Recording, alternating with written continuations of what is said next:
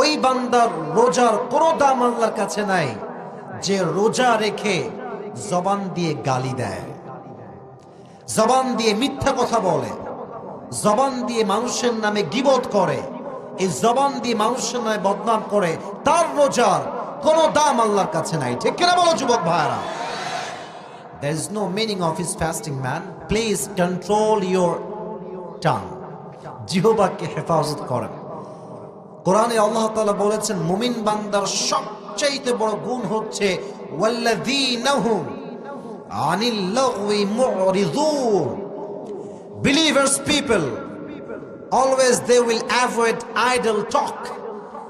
মুত্তাকি যারা হবে, বিশ্বাসী যারা হবে, তারা জবান দিয়ে কখনো বাজে অনর্থক কোনো কথাই বলবে না। সুবহানাল্লাহ পড়বেন না আপনারা সবাই? আর আয়াতে আল্লাহ তাআলা বলছেন ইয়া আইয়ুহাল্লাযীনা